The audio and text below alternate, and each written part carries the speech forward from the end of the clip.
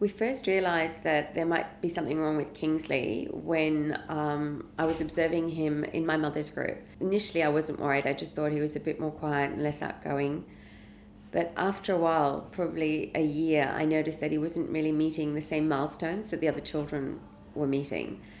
And to be honest with you, I didn't even know what the developmental milestones were and when they were supposed to occur. Kingsley was developing and showing some milestones that are what you call typical up to about 12 months. Maybe 6 months later, Kingsley seemed to lose the ability to do some of those things. He started to speak some word when he was 1.5, and he started walking when he was 1. So he does quite well as like other children.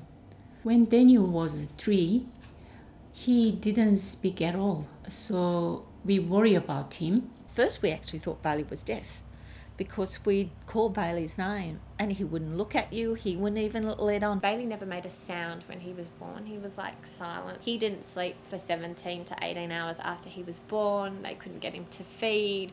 He was really alert.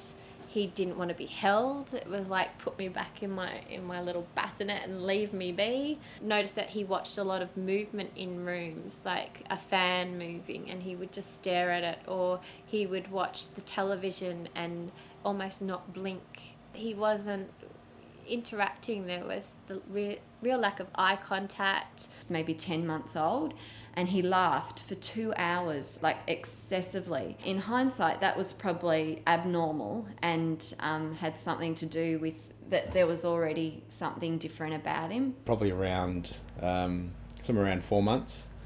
Probably started noticing different little subtle differences to other kids. There's a problem here with his sleeping, there's a problem here with his feeding, but the rest of the time he was a happy baby. Leave him alone and he was happy.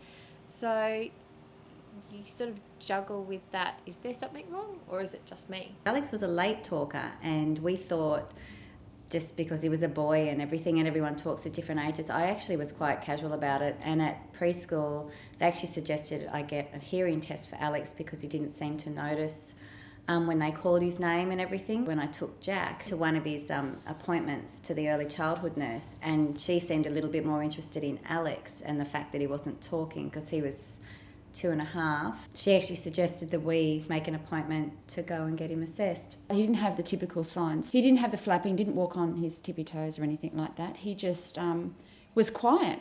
Flynn had lots of ear infections, was constantly had glue ear, had 2 sets of grommets by the time he was 3.5.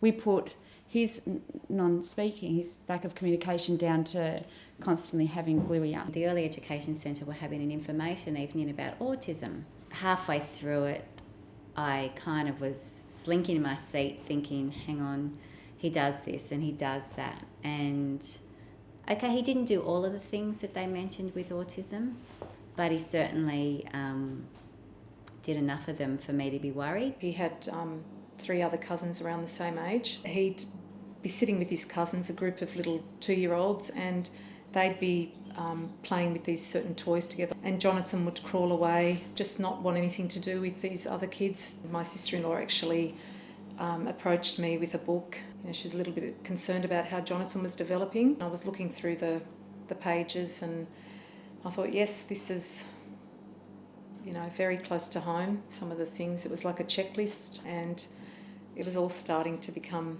very realistic.